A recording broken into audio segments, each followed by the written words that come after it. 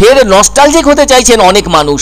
যারা যুবক বয়স পেরিয়ে প্রৌঢ় বয়সের ঘরে পৌঁছে গিয়েছেন তারাই ঠিক করেছেন শৈশবে সেই স্মৃতি বিজড়িত দিনগুলিকে নতুনভাবে দেখার জন্য সরস্বতী পুজোর দিন সকাল থেকেই নীল আকাশ জুড়ে সবাইকে নিয়ে ওড়াতে থাকবেন রকমারি ঘুড়ি। আজ থেকে 30-40 বছর আগে লাটাই ঘুড়ির এমন মিষ্টি রূপ ছিল না। যা ছিল তা একেবারেই সাদা মাঠা। তবে যেটা ছিল প্রাণবন্ত হয়ে ওঠার মতো তা হলো বাড়ির সামনে খোলা মাঠ, আর অনেক গাছও ছিল। তাতে ভোঁকারটা ঘুড়ি উড়তে উড়তে এসে আটকেও যেত।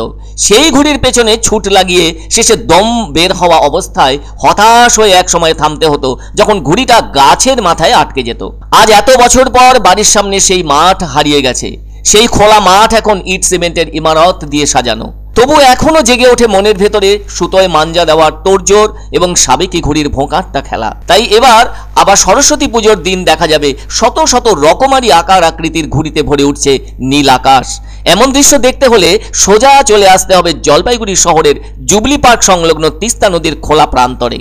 সুমন চট্টোপাধ্যায়ের পেট কাটি চাঁদিয়াল গানটার কথা বোধহয় তখন দারুণভাবে ভেসে উঠবে অনেকের মনে। একসময় তো পাড়ায় পাড়ায় ছেলেমেয়েরা পড়া সেরে কখন লাটাই ঘুড়ি নিয়ে ছুট লাগাবে মাঠে তা নিয়ে জোর ব্যস্ততা লক্ষ্য করা যেত। এখন তো সময় বদলেছে, ফলে ঘুড়ি নিয়ে আর মাঠমুখো হয় না তারা, বরং বেশি ভালোবাসছে মুঠোফোন বা স্মার্টফোন নিয়ে সময়ের অনেকটা কাটিয়ে দিতে। বলতে পারা যায় নিজেকে বেশি করে মৌনতার মধ্যে আবদ্ধ রেখে জীবন কাটাতে। সুতরাং ওই স্মার্টফোনের ঘেরা টোপ থেকে মুক্তি পাওয়ার জন্যই এবার যেন অদ্ভুত ভাবনায় বাগদেবীর আরাধনার দিন ঘুড়ির উৎসবে ওরা মেতে উঠুক চাইছেন আয়োজকরাও। তাই খোলা জানালার ধারে ওদের বসাতে পারলেই সেই স্বাদ নিতে ঘরের দরজা খুলে ওরা আপনা থেকেই বাইরে বেরিয়ে আসবে বলে বিশ্বাস আয়োজকদের।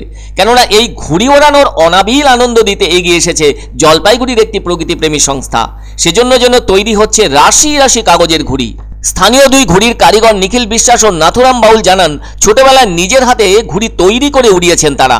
আর এত বছর পর এখানে ঘুড়ি উৎসবের জন্য ঘুড়ি তৈরি করতে পেরে দারুণ ভালো লাগছে বলে জানালেন তারা।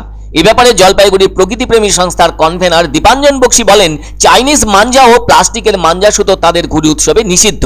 কেননা করলা নদী ও তিস্তা নদীর স্বচ্ছতা বজায় রাখতে এবং তার পাশাপাশি পশু পাখি ও মানুষের যাতে কোনো রকম ক্ষতি না হয় সেটা মাথায় রেখেই পরিবেশ বান্ধব সুতো দিয়ে ওড়ানো হবে ঘুড়ি।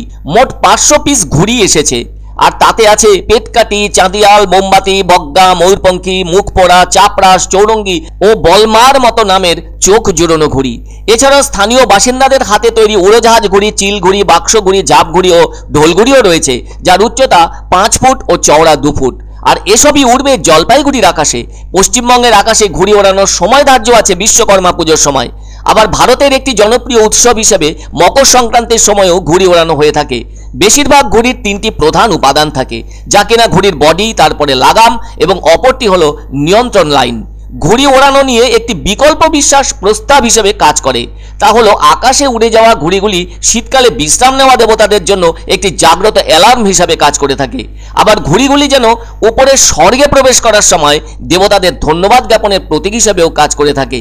সেই ঘুড়ি উৎসবে সকলেই মাতুন চাইছেন উদ্যোক্তারাও। এখানে 3 রকম চিল ঘুরতে আছে আর একটা জাহাজ ঘুরতে আছে। আর ওটা এখন মোবাইলের যুগ এসে গেছে, ওই নেই হয় না, মোবাইল টিভিতে দেখা যাচ্ছে। এখন দেখি তৈরি করলাম, কিরকম আনন্দ দেয় সেটা আমি বলতে পারবো না, দর্শকে বলতে পারবে আনন্দ কিরকম পায়।